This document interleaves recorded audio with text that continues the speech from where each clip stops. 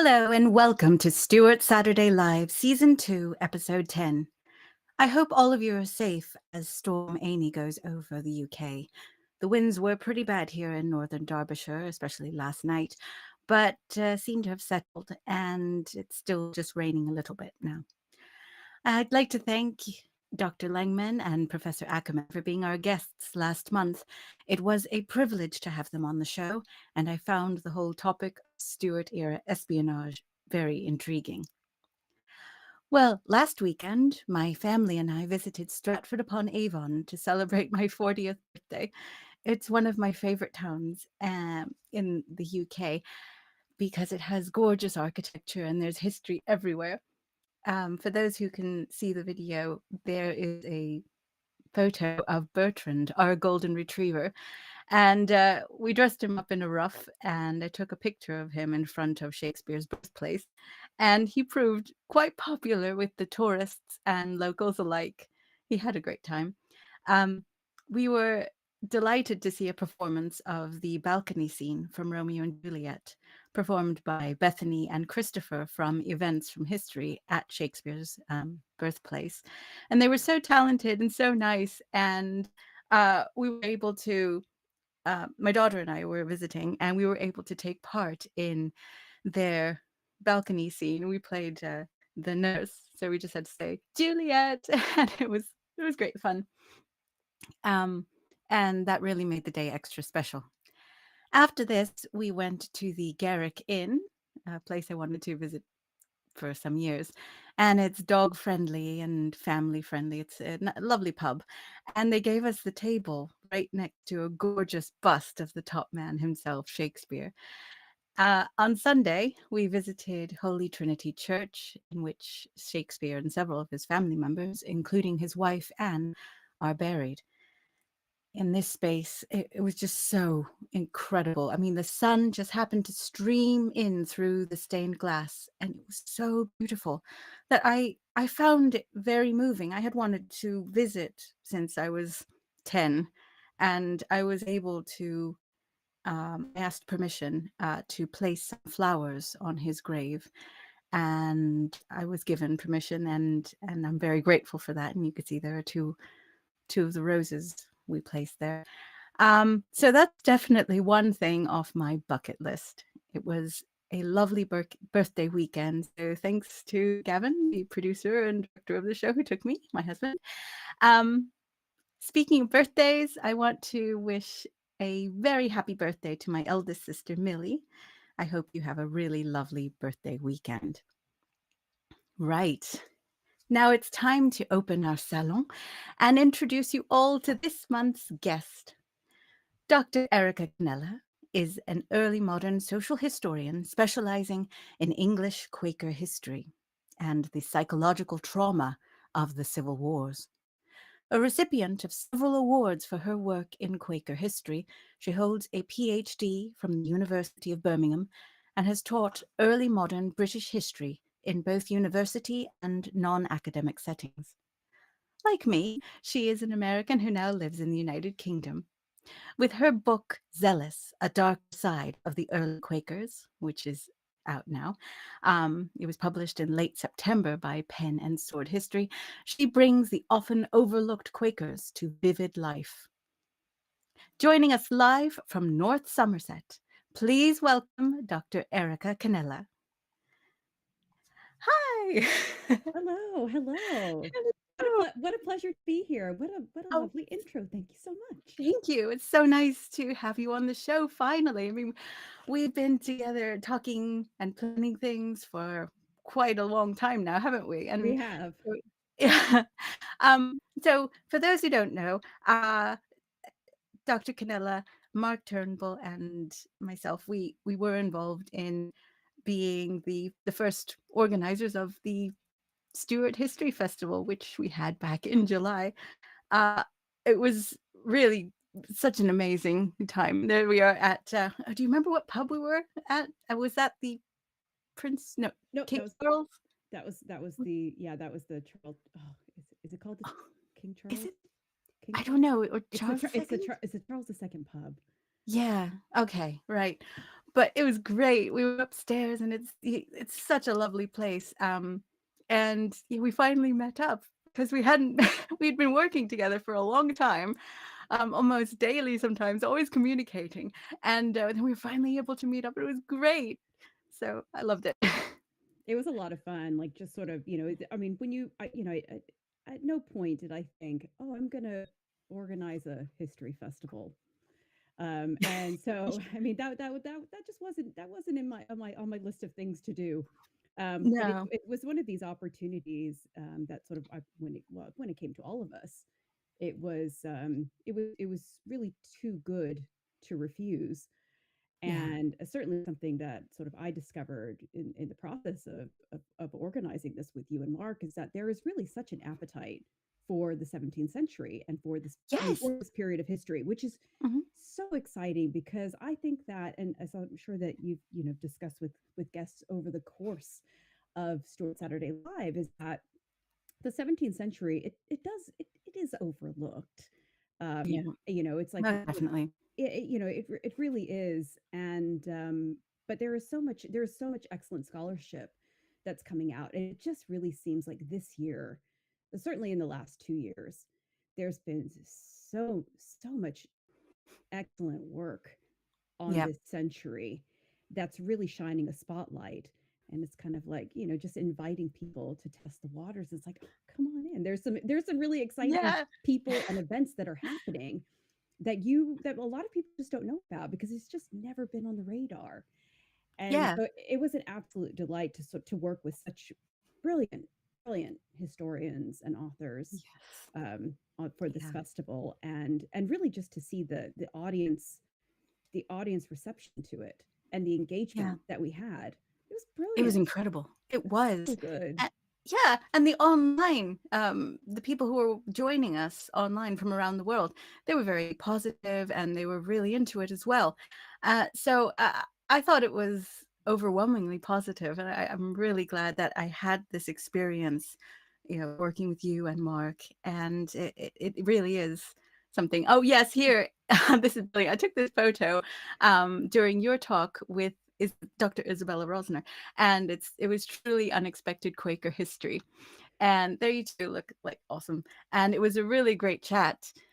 And honestly, that was the first talk I'd ever attended about the Quakers, and I found it really interesting and refreshing. So thank you for that. Oh, I mean, it's a pleasure. The pleasure is all mine. Like, I love bringing this history. I love bringing this history to people because, as Mhm. I'm sort of discovering, is that, it's people. There's a real gap.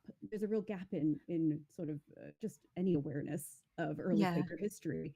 And so I'm delighted. I'm delighted to be here to help people, Yay. learn a little bit more, about That's radical religion in the 17th century in England. brilliant, and you are definitely the person to teach us all more about it. I actually finished the book last night. Ooh. Yeah, because I was quite sick. I was quite ill for a few weeks, and I was like, I Not just want to because read. not because of my Yeah, book, right? not because of your book, but because of health. And so I always want to read everything before I have my guest on, and I thought, oh, I'm not going to be able to do it, not this time. But I did. And it was so good. And I was feeling a little sad at the end, which is always good when I finish a book. And if I feel like that, I know it's good. It's been a good read. Um, and and so I also had a bit of a chuckle, eh, um, because you do mention Richard Baxter quite a lot. He does come in there, and I've had to write about him. And those of us who've studied the 17th century know who Richard Baxter was, and he's very highly opinionated. Um, and he didn't shy away from giving his views. Anyway, I thought that was fun. Um, and he didn't really like the Quakers. Fair to say. Um, No, there was a real mutual dislike there. yeah. um, like what I want to know first, what I love to find out from my guests is what first got you into history. There has to have been a time where you started to think, oh, this is really interesting. Oh, I wonder what that was. I mean, for me, I have, I've always loved history. It was a subject that was it was very near and dear to my dad's heart. My dad really liked history, and so Mhm. I was like, oh well, let's crack on with this. And so, just as a child, I always really enjoyed field trips to museums. I loved Right. reading. I liked the stories. I liked the storytelling element of Mm. history. And Right. so it was kind of, I'd had sort of detours throughout life where I kind of was like, well, I'm not going to be a historian. Let's look at something else. And then I always come back. I always come back to history to the point where it's like, Right. well, this is my thing now. I'm a historian and I love it. There's nowhere I'd rather be. And it's honestly, it's just history has just been the love of my life. Now I won't say that like 17th century English history has been the love of my life. Because I mean, I'm American. I mean, as are you. And so when I was growing up, like for me, it's just kind of like history starts like essentially with Christopher Columbus discovering the new world. Like that's the Right. first event in history, right? That's it. It all Well, it that's all pretty start- much, yeah. it all starts in the colonies, and that's it. Yeah. And so sort of, I've lived over here for nearly 2 decades, and so yeah, so it was kind of a slow sort of transfer of sort of, just kind of knowing, familiar with American history to kind of, like, oh, Yes. okay, history goes back a lot further over here, like the World War One. Yes. Wait a second. So Yeah. yeah, it's I love it. I love history, and and the people who love it as well. Like it's a very cool gang to be a part of. Yeah, and I know some people can be a little upset that, some people who are known for their tutor work are getting into the Stuart scene, but I don't really mind that. I mean, it's more people, you know, being exposed to this really interesting time, and yeah, the more the merrier, really. I There's plenty of room. Yeah. Yeah, I absolutely agree with that, and I think that, I do, when when one of us wins, essentially we all win, right? Like Yeah. if there is a, if there is a very high profile tutor historian who is dipping their Mhm. toes into this century, that is going to get people interested in the 17th century. And it's like, yeah, Yeah. let's do it. It's like, I'm like I said, the more the merrier. There's room for everybody. There's absolutely room for everybody. Yes. And anybody who is bringing attention to the Stuart period is a hero in my book. Yeah, I agree. And there's just so much. I mean, you've found in your book there are names that I had come across in the, sort of peripheral figures and everything. And um but it's so great to have you hone in on things, on people and events and situations and concepts that I really didn't have time to look into in the past for my own stuff. And it's so important, I think, to have people who do go and look into these figures and everything. Um, I wonder, what then made you gravitate to the Quakers? I mean, how did that come about? So my yeah, there's not like there's not a family connection or anything like that when it comes to Quaker history. It was essentially I I did a master's degree, and I was looking at the Tudor period, and so Right. I analyzed and transcribed 37 wills from the entire Tudor period in a county in Whoa. Wales, and it was very as intense as it sounds. Yes. And I bet. I really it was, baptism by fire of paleography and reading that very difficult handwriting. And so what I learned from that from my masters was that, oh, okay, well, I really enjoy that wills are documents that it seems like they would just be a template, like they should all be the same.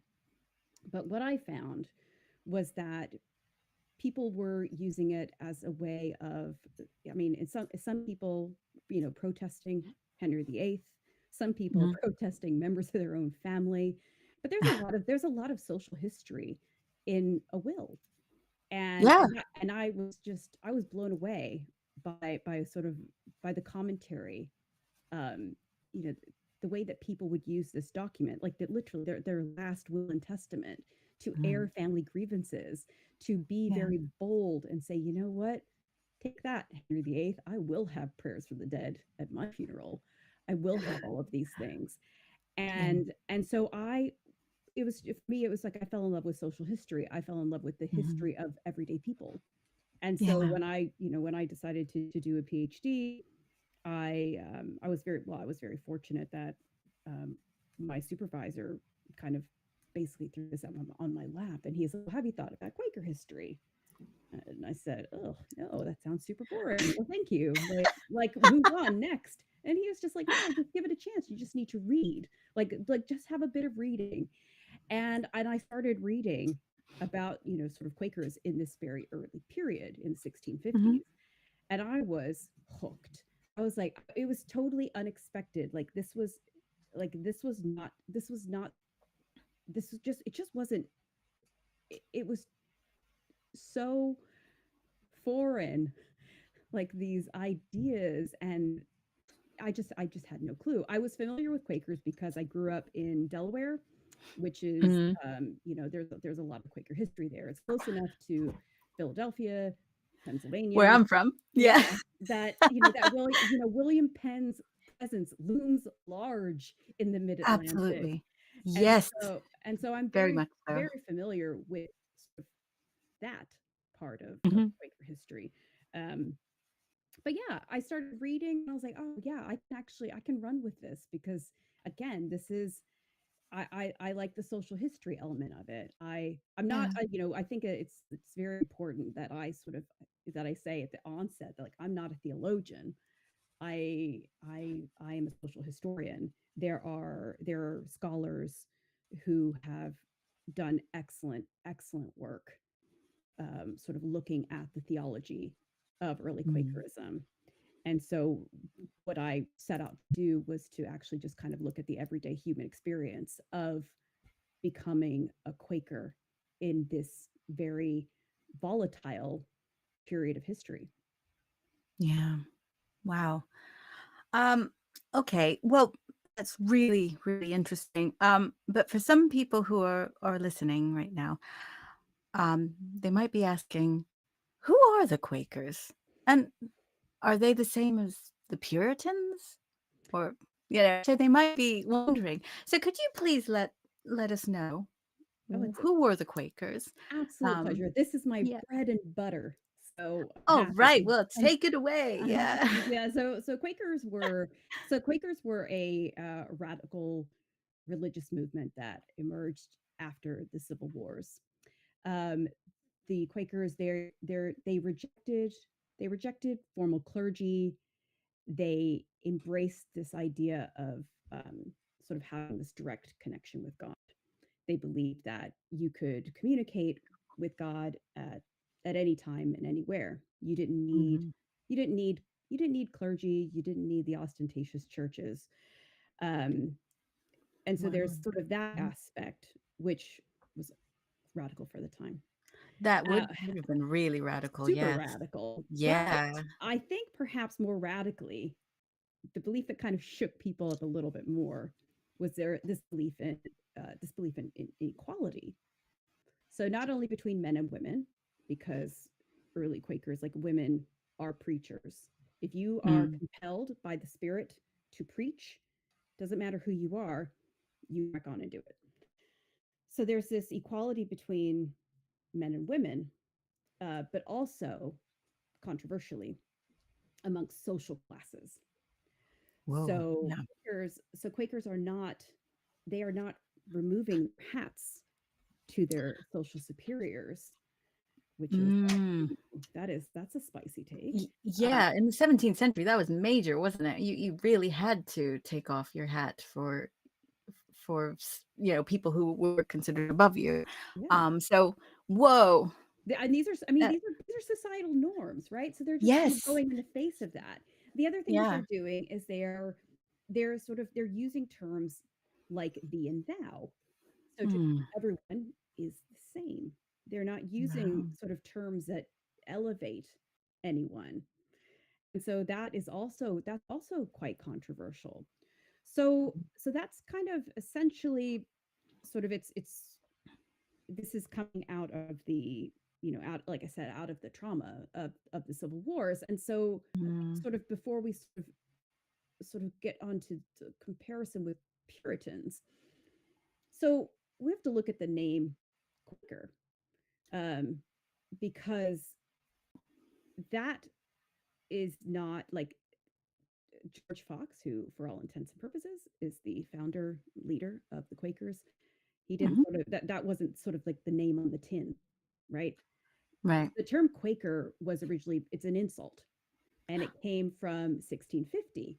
And so George Fox was in court, and he had mentioned that he was trembling at the word of the Lord. And Ah, so the judge is just like basically just saying to Fox, his followers, y'all are Quakers because you're quake. I mean, it's the physical action, right? It's that they're like, that they're feeling this, and they're having these intense spiritual experiences, and oh, it's an insult. And so, but rather than rejecting that, rather than sort of, they own it. Like they own it, they embrace it.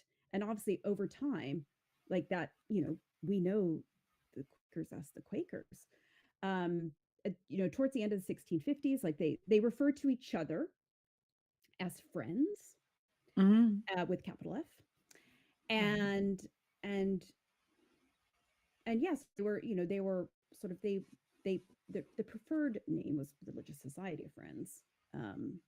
But they kind of, took this moniker of Quaker and then just ran with it. And so in the early Quaker writing, which I know we'll talk about in a little bit, like when they're writing pamphlets, they're saying, written by John Smith, who in scorn is called Quaker, things like that. So Ah, so right. the name Quaker, it starts as, it starts as mockery, right? And then it becomes Yeah. almost like a badge of honor. Like, yeah, I am quaking. I am quaking. It in it, I am quaking for the Lord.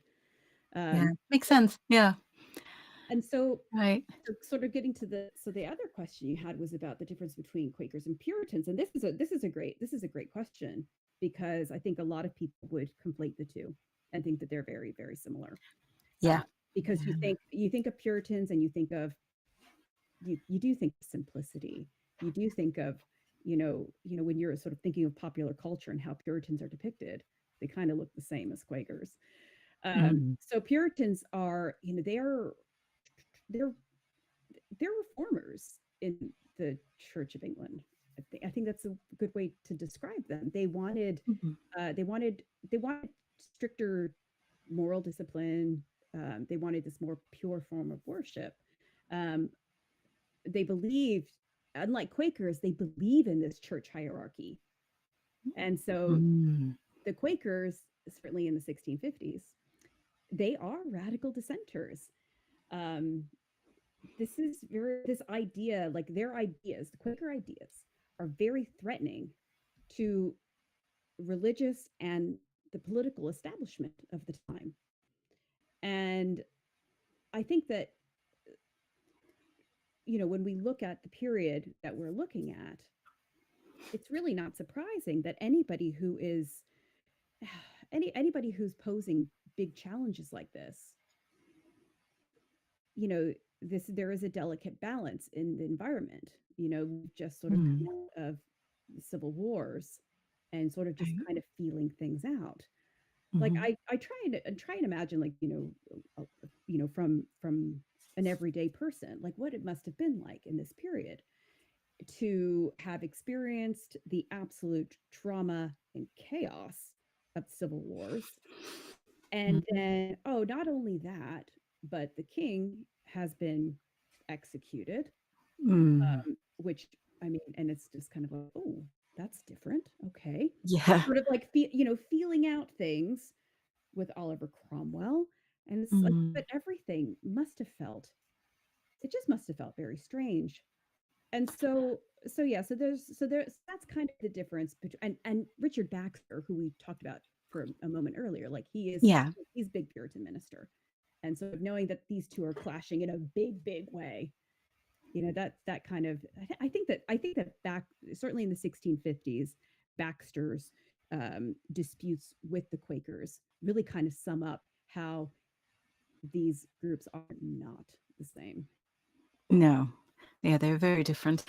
Um, but I really, going back to what you said about them actually quaking, that's really interesting because that was an answer to a question Juliet, my 8-year-old, who is very, very fond of you.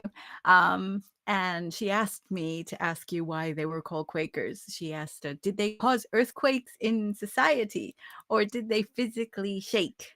So, But so she's I mean, but kind it's of, both. It's both, right? And I yeah, mean, that's it's yeah, such a good question. But in they did. They really yeah. did. Like they were causing societal earthquakes and, Yeah, it really does seem like that. Yeah. But big time.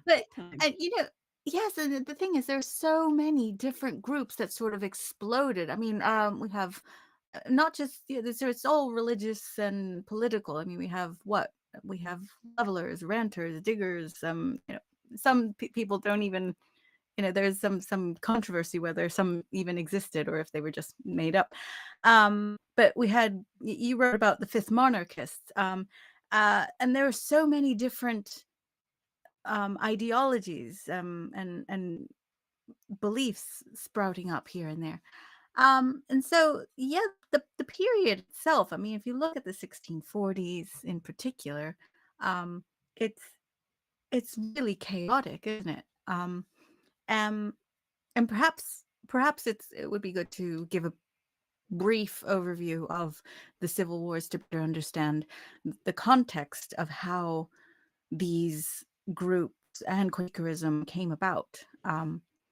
Oh, here we have an image of the world turned upside down. This is pretty famous, isn't it? Would you please tell us about Oh, this? this is I mean, I'm a real print nerd.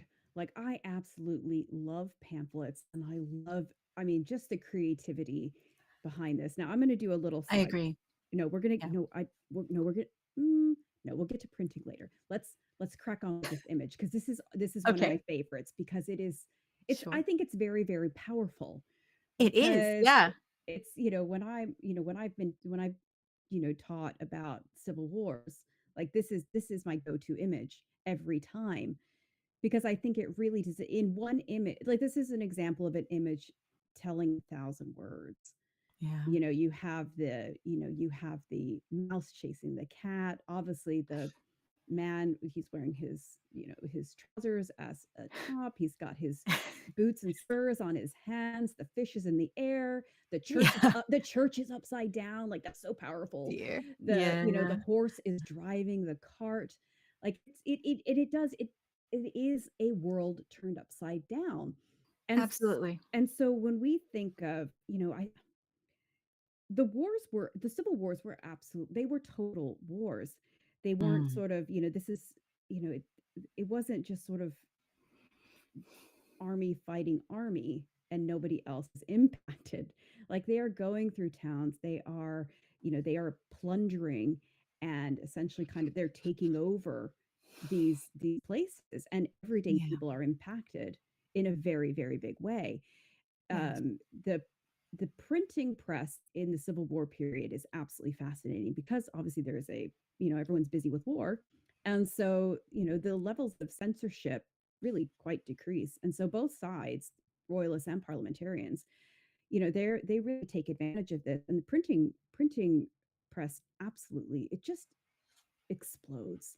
There's so many excellent pamphlets, which have been digitized by hero archivists all over Yes. the world. And we can still see these. And it's absolutely, I mean, it's brilliant, right? That we have access to these things. So And helpful. Yeah. extremely, extremely Wow. helpful. So there obviously there's I mean the civil wars, I mean that's there are there's so much there that is essentially its own it's several episodes of Stuart Saturday Live, right, on the civil wars, Yeah. like, and so Yeah. I mean, basically to so much in there. oh my Yeah. gosh, and to sort of like just kind of neatly sort of summarize, right? It was total. Yeah. And there is so much uncertainty and trauma. So people coming out of this, they are deeply traumatized. They have to be. The Mm. wars are shattering all like old certainties. Like when I was, just mentioning just the act of Charles the First being executed. Yeah. It's like, whoa, wait a second. And so through this, all of these ideas start bubbling during the civil wars, and most of the radical religious ideas are traveling via parliamentary armies. And they're just it's a real time of kind of religious searching, I think. Yeah. Just there really is, like, there it just seemed like there was an opening for people to have fresh ideas. Obviously, Mm. some last, some don't. Yeah. Most of the movements and sects of the 1640s and early 1650s did not survive, but Quakerism Mm. does. Quakerism absolutely does, in a big way. Um, so yeah. So with Quakerism, I mean, I'm trying to think, like,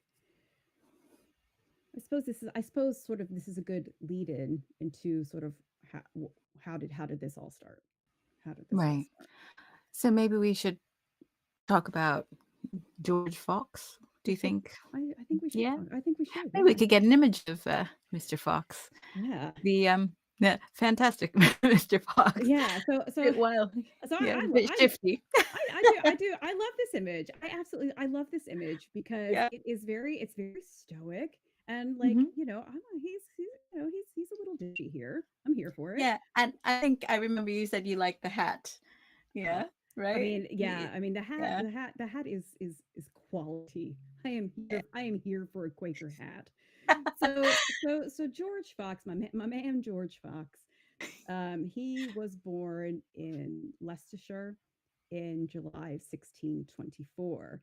And so he was the son of a weaver, and the area where he grew up was, strongly Puritan, and Mm. sort of it's suggested that his um, his the church he grew up in sort of had a lot of sort of Presbyterian sympathies, and so Right. his father's a weaver, and left his son a pretty decent legacy, and so this enabled George to essentially go for a spiritual walkabout stroke gap year during the Civil Wars, right? So when George, Ah, yeah, so okay, as sorry, I was wondering about that in the book. He just yeah, he was able to just go, somewhere and just and I was wondering, how did he do that?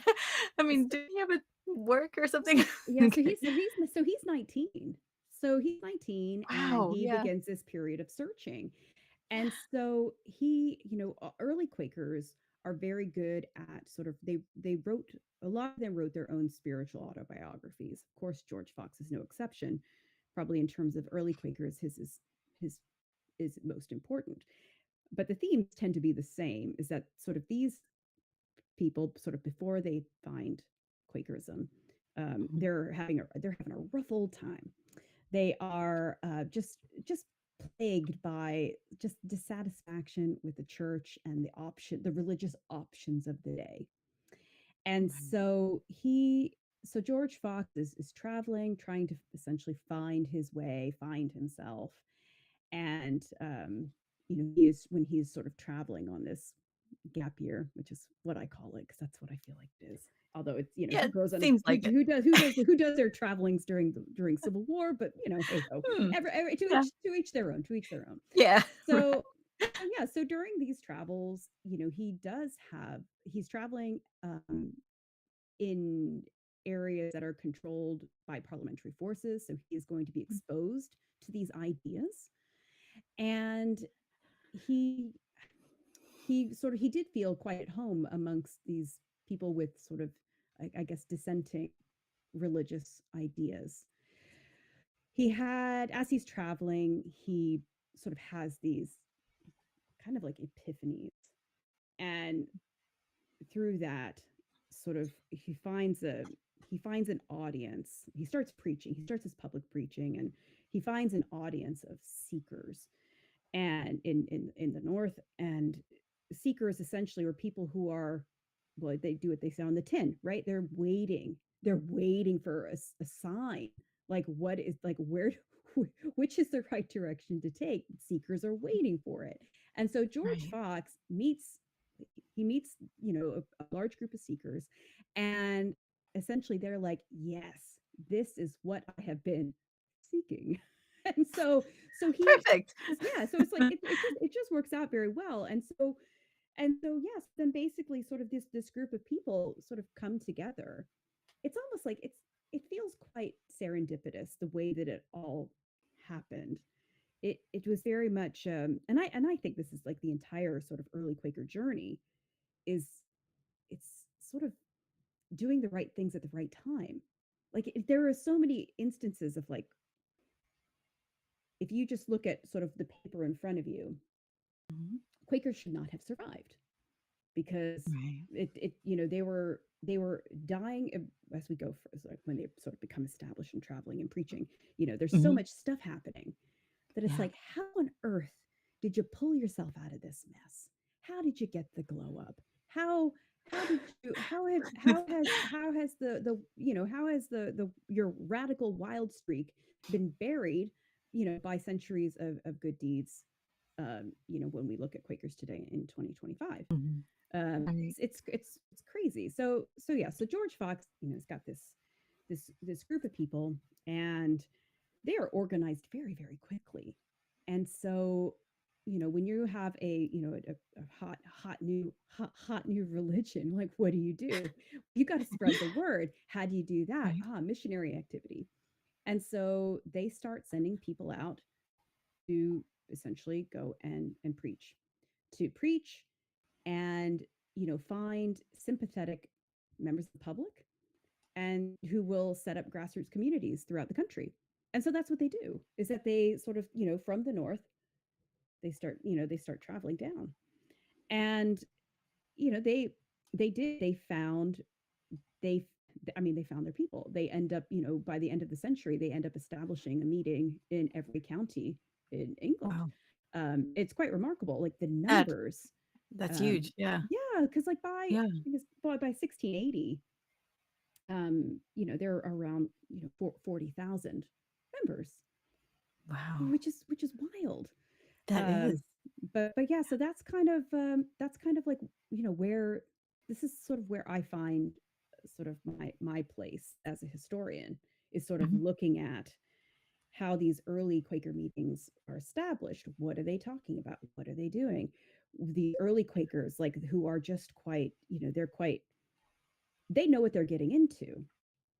They are, when they are spreading their message, they are, they are having meetings, unlawful Mhm. meetings outside, again disturbing the peace. This whole, or the whole early Quaker, like, their thing is essentially disturbing the peace. And so they're having these large meetings outside, and for drawing a crowd. They are interrupting church services. They are going into Richard Baxter's church in Kidderminster, Mhm. and just basically, just saying that he's a terrible person, and a liar, and hireling priest, and, or my favorite insult is devil dog. Like, Oh. it's brilliant. It's brilliant. I mean, uh, it's like, wow, okay, spicy. Ooh. So they're doing this, and the congregations are like hauling them out, and like beating them on the way out. Oh. And it's like, Wow. get out of my church, get out of my church. So, but they're just Gosh. disruptive, right? Then the other Yeah. thing that they're doing is that they're using, their ministers are extremely gifted. They are performers. Mhm. They, that, they're able to, they're very persuasive public speakers. So the early Quakers are using sort of like they're very persistent, right? They're performing, Right. um, and sort of trying to I mean they have to persuade people, right? Yeah. This can be a tough sell. I think that the early Quaker message, people would either find it very, very compelling. I mean, they survived and thrived, or they find it very repelling. And it's like, we Ah, need to squash this now. So right. there's this performative aspect of it. There's the Hmm. persistence. But Yeah. there's also the way that they use print, which I think is, for me, like, again, as I said, I'm a big print nerd. Like, they use pamphlets as like a megaphone. It was, Yeah. it was, they were very prolific writers, and their Right. writing is so emotionally charged. They are very, it feels, I think that it feels to a lot of the early Quakers like this the end times are coming. There's a Hmm. real Right. urgency. There's an urgency to their preaching. There's an Hmm. urgency to their writing. Like, they want to save people. And so some of Right. the early Quakers are, they use the printing press, they use these pamphlets as a way to sort of demonstrate their biblical prowess, which is very important because, if I'm going to follow somebody, I need to know that, okay, the Bible. Like, are we essentially singing from the same hymn sheet, right?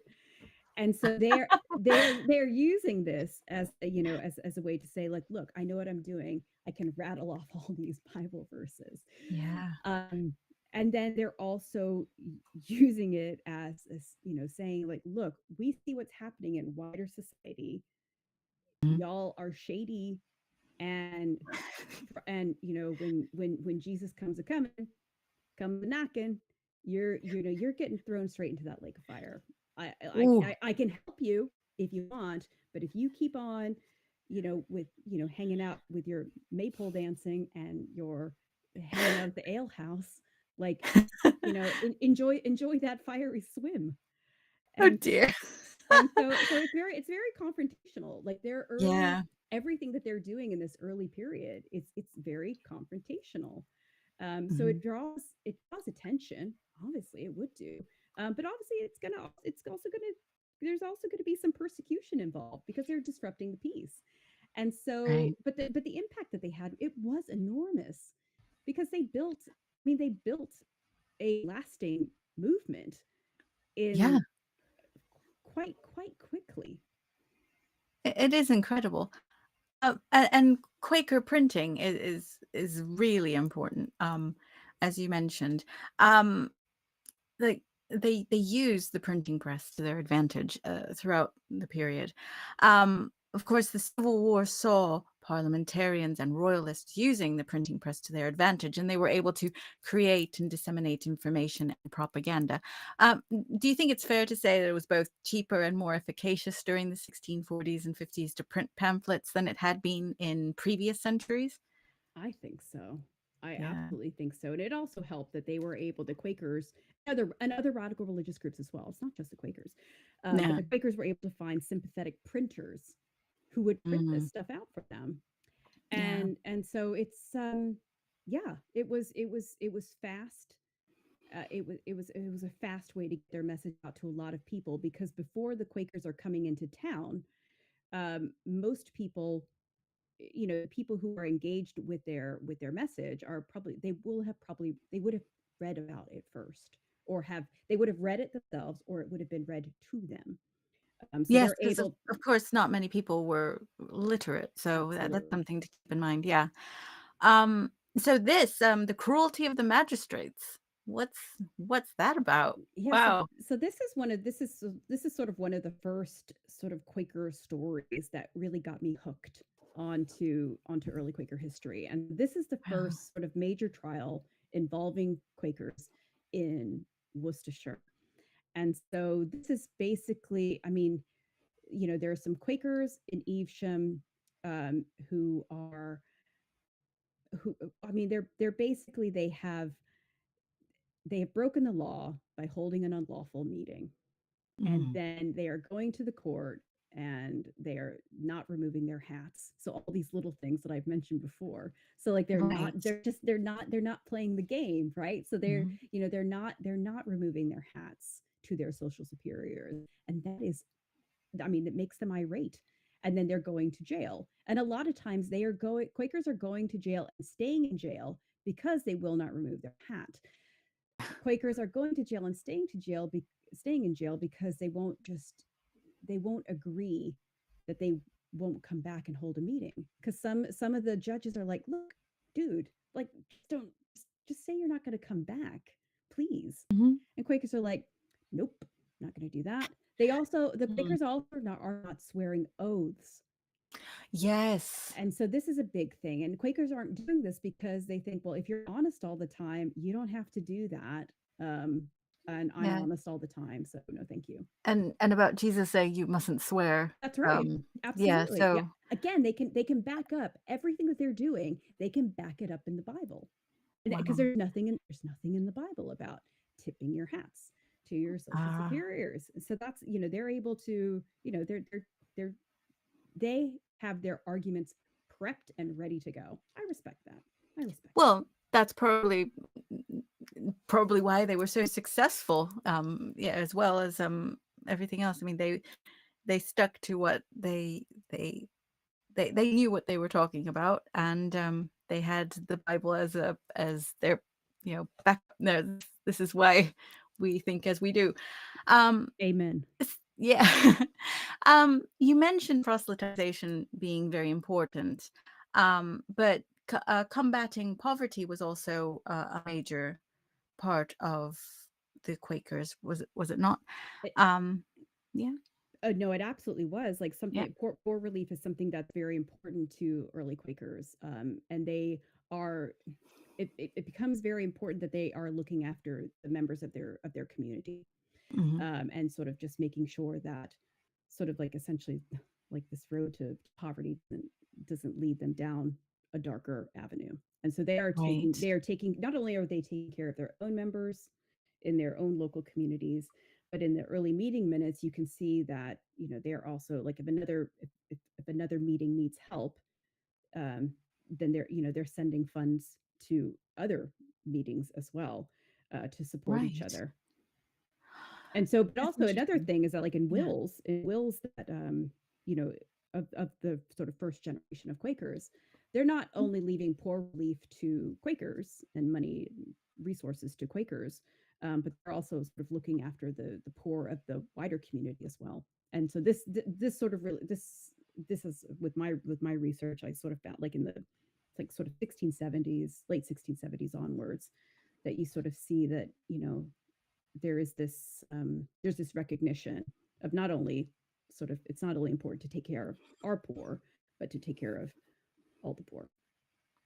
right. Yes, I remember that there was mention of this as well.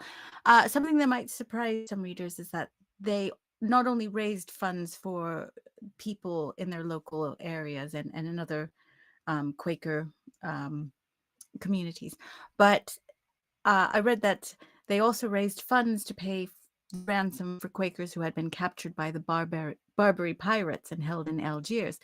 So that's quite something too. Oh, absolutely. It's Yeah. just like when I came across that in meeting minutes, it's just like, oh, all right, okay, and it comes up a few times as well. Yeah. So yeah, there's this, they're very aware of what's going on, and the level of organization means that the messages, the communications and correspondence is very quickly disseminated throughout the network of meetings. It's extraordinary, really. I love it. Yeah. Wow. So cool. Um, Now, I finished, as I said, I finished your book last night, and I'll be posting my review on the 17th Century website. Um, and so I really enjoyed it. And it's just amazing how much, uh, you could tell there was an enormous amount of research that went into the book. And there are many stories that you probably encountered over the course of it. Um, which story moved you in particular? I think that so I kind of found all of the I found so much of the Quaker correspondence uh, Mhm. quite surprisingly moving because there's a lot of emotional vulnerability embedded Mhm. in these texts. Like, we Right. think of, obviously on we think of these dissenters as being very, you know, defiant and like, "Urgh," Mm. but they're also sort of grieving in a way and disorder and Yeah. like they're exhausted. Like they're Mhm. exhausted. Sort of the one of the last chapters of my book is about this Quaker Humphrey Smith, and I found Mhm. like his writings are so they're very emotional. He's Mhm. writing spiritual autobiographies, and he's very honest about his experiences. He's very honest about his his childhood, his upbringing. He's quite damning of his parents, but he also writes these really surprisingly almost sort of cold things about his family, his own Mm. family, and then, just how incredibly zealous he was. Yeah. As soon as he sort of discovered, as soon as he heard the Quaker message, that was it for him. Like that was essentially that was his life's focus. And he dies very young. He dies in prison in Winchester in 1663. Mm. Um and so even just the way that he's writing at the very very end of his life is very poignant. And for somebody who was really, gosh, he was so incredibly driven. And as I think, he essentially kind of he discovered Quakerism, started traveling, and then sort of did essentially a tour of the prisons of southern England. Like he was constantly incarcerated, Wow. and he's not deterred. He's not deterred. Like he really is. He's in it to win it. And you gotta respect that kind of passion. Yeah. And just yeah, just so yeah, it's so basically, just sort of to answer that question, yeah, it's basically just kind of like there's a lot of emotion in the correspondence of early Quakers that I Right. found quite moving. Yeah. I mean, it was moving to hear of so many of them. They did find themselves on in a lot of trouble with the law, because of their stance on so many things. Um, and it is that can be the case with so many of these histories that we research. We come across some things, and you can feel that human element, that you know that pain, that grief, all the turmoil, and all that we can understand even to this day. It's quite something. Um, I was wondering, for those in our audience considering a career in history, do you have any advice for these future historians? I think I have, you know what, I have, um, always read, right? You always have to keep up. You always have to keep up with, you always have to keep up with the scholarship. Mm, There's always something new to read. But then yeah. there are always sort of classic texts, like foundational texts of your field Mhm. that you have to read as well. And it's kind of like if you just keep reading and expanding that foundational knowledge, you can't really go wrong.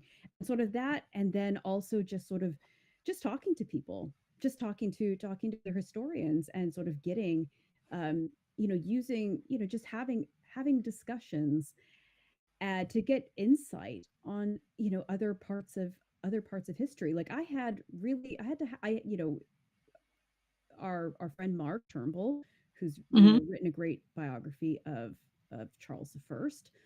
Yeah. When I was writing sort of about Charles First in the introduction of, or sort of first chapter of my book, like Mhm. I needed Mark to read it, because Mark Yeah. is an advocate of Charles the First in a way that I think that a lot of historians are not, and certainly in a Mhm. way that I've never really been prone to sort of framing Charles the First in a positive light.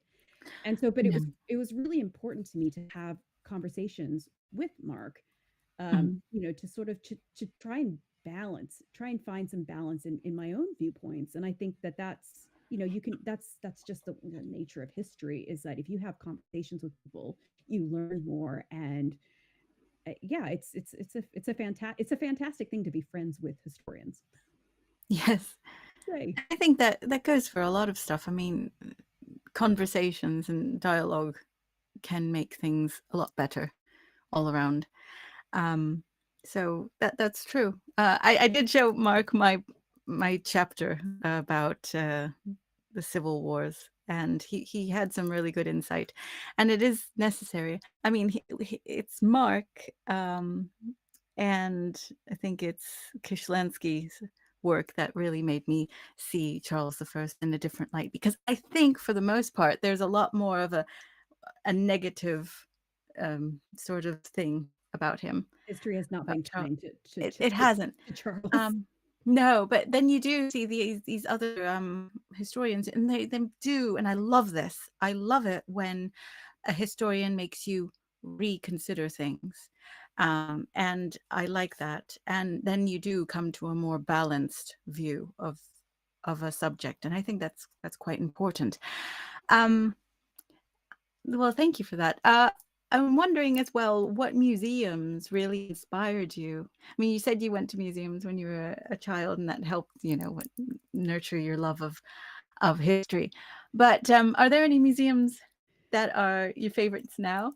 So I have two. I have two. So one is St. Fagans, the National Museum of History in. It's just outside of Cardiff, which is it is one of my favorite. It's one of my favorite museums because it's an open air experience. Like, you essentially go for this brilliant walk through time through all of these Wow. buildings that they have essentially moved piece by piece to this site in outside of Cardiff. And it's one of the best museums I've been to, full stop. Full Wow, I've stop. never been there. You've I got need to to go. put it on your list. It is brilliant. It's such a fun day out, and because it's in Wales, it's a free museum as well. So, bargain. Wow, And then brilliant. the other museum is the Biggs Museum of American Art, which is from my hometown of Dover, Delaware. And so Oh, it's a little museum that really punches above its weight in terms of the collections that it has. Like, and it's not just sort of paintings. Like, there's you know furniture, there's embroidery samplers, there's wow. silver, there's just all kinds of artifacts. And so that's in Dover, Delaware, and I love that little museum. And so That's those are, great. yeah, so those are my two. um but no, both of them definitely worthy of a visit. That's excellent. And those are two I hadn't heard of before, so I'm really happy about that. Yeah. That's lovely. Thank you. Yeah, and in terms of archives, where have you really enjoyed researching? So a lot of my work is I was very fortunate that a lot of my work required the Worcestershire archives in the city Hmm. of Worcester, and that is my favorite. I mean, it's a relatively new space, Uh-huh. but the archives, it has really wonderful. I mean, it has great staff, great archivists. Hmm. But the lighting in that space is brilliant. Has really Oh, lovely natural lighting. And so a lot of oh, that's times, good. sort of, you do find that archives tend to be in basements or quite dim lit. But Yes, Worcestershire archives, like, whenever they went into, you know, planning the designs of this space for the archives, I mean, they nailed it because it's fabulous. Fabulous. that's really good. Yes, I'm not a fan of being in the dark, because that makes my poor eyesight even worse. Um, but that's great. Oh, I'll have to do some things there. I did most online for the local research, local archives on, and yeah, definitely have to go there in person. Excellent. And do you collect any 17th century stuff? You know I'm what? wondering. I wish I did, because if I had unlimited funds, I would be collecting some pamphlets because I always see these on auction on eBay, and I Uh-huh. see them go for ridiculous amounts of money. And I'm like, oh, I would love to have a collection of 17th century Quaker pamphlets, Civil War pamphlets as well. I mean, to be honest, at Yeah. this point, I'll take anything. But yeah, so I don't have an active 17th century collection, but I aspire to someday. Mhm. Yeah, why not? I do have a collection. I get stuff. I'm one of those people who gets stuff on auction. Yeah, that's very So excellent. Yeah. paper stuff. I like these, mezzotints. I love mezzotints. And um, lots of indentures. I have lots of those, and some last will and testament, some letters, and it's so nice. Some things I haven't been able to um, understand yet, but I'm working on it because some of the handwriting, of course, can be really, really terrible. Um, Truly but and then terrible. yeah, it's like, what are you saying? Um, and then others are just so beautifully neat. So anyone who wrote very neatly, I'm very grateful that they did that. We love them. We love Yes, them. yeah, very much so. um, Now, I'd love to know if you have yeah, your favorite miniseries or film set during the Stuart period.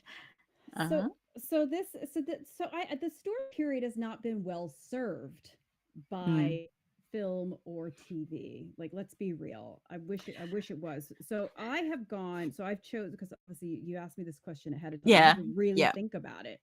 So I have gone with the film, the 1995 film Restoration. Hmm. And so I'm a big fan of Sam Neill. From, this is just after sort of the first Jurassic Park, so Uh-huh. he's still in his absolute prime.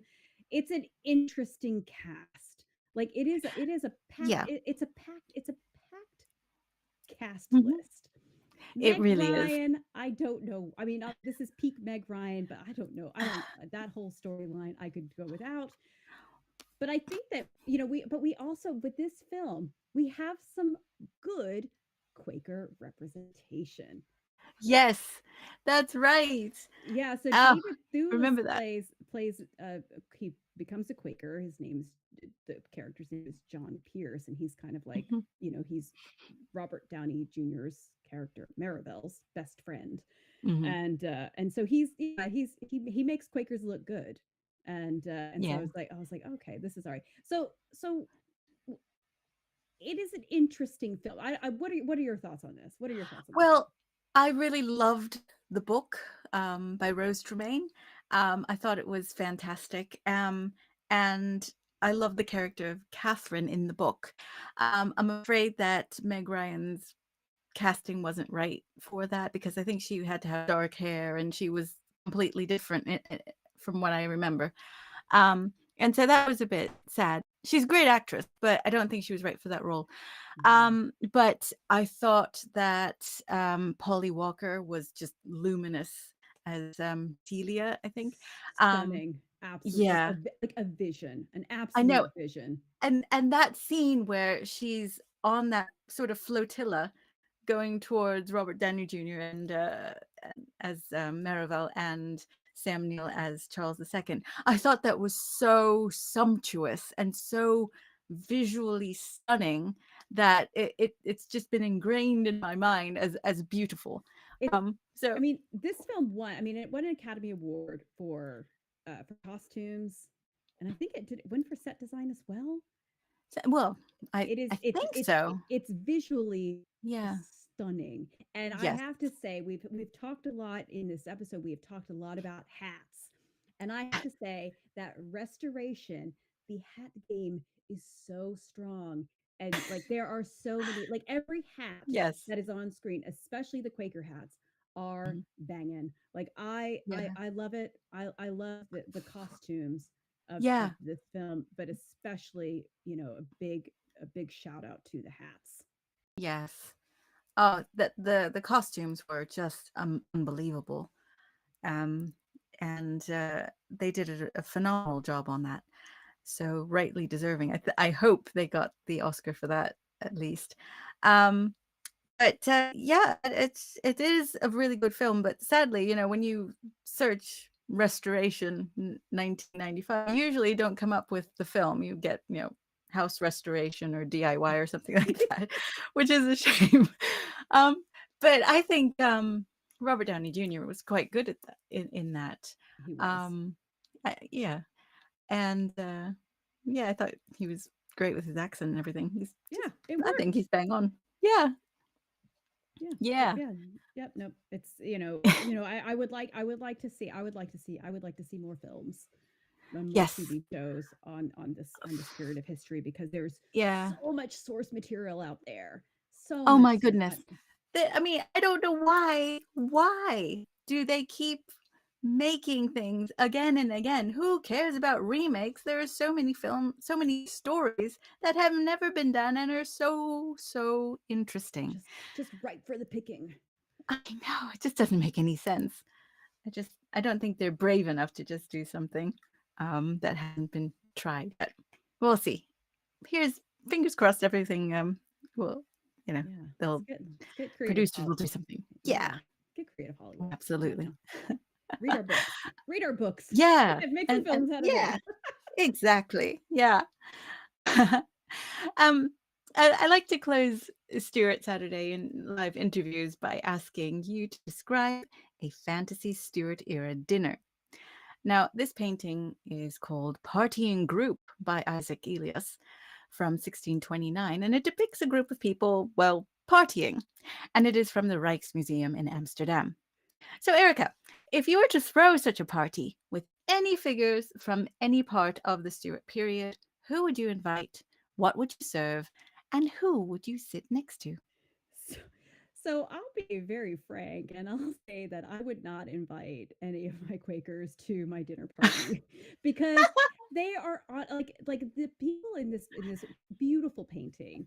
Like, Mhm. these are all the people that the Quakers are kind of railing against. And like this ragtag group of party people, like that's who I want to hang out with. And so yeah, I mean they are having a good time. And so I don't want to have I'm not really that interested in sitting next to Oliver Cromwell or Charles the Mm, First or Charles the Second. mhm. I'm here to hang out with essentially I want to hang out with the people who the Quakers said were going to hell in a handbasket. Like Right. those are the people I want to hang out with, which seems like this bunch here. And so when it comes to food and like what and so so to answer one part of that question, I don't care who Mhm. I'm sitting next to because Right. they all look fun. They all look like we'd have a good conversation. And so, but in terms of food, right, I had really had to think about this. Like, what kind of food would I want and what kind of food would I serve? Mhm. And so I see, you do see on social media sort of people sort of recreating, and I think you've done this recently as well, sort of Mhm. recreating food or essentially making food using 17th century recipes. Right. And I have to say that the only recipes that sound appetizing to me are the desserts because I'm always here for an apple pie. I'm always here for some fruit based desserts are my favorite. And so I'm Mhm. here for some sort of fruit based cake pie situation. So that with some wine or some cider and with this crowd here, like I am, I'm good to go. And that little dog as well.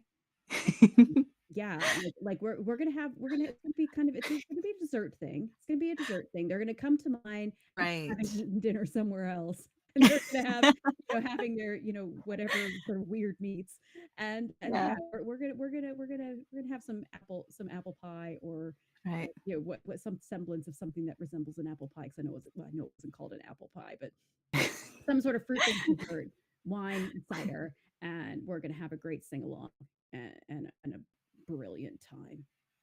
Fantastic. Yes. I might take the dog though. Fair, fair. Fantastic. Oh, well, thank you so much for joining me today, Erica. It's been a delight, as I knew it would be because you're awesome. And yeah, always a pleasure to chat with you. So thank you. And if you have any last things to say to our audience, please feel free to do so. No, thank you so much for having me. It's been a real pleasure, and yeah, so yes, and I hope that I hope that people are people are watching and thinking like, oh, I will watch restoration. Oh, I Yeah. will sort of do a little Google about ye olde Quakers. I will, Yeah. read about Charles the First and why do people think he was such a bad dude?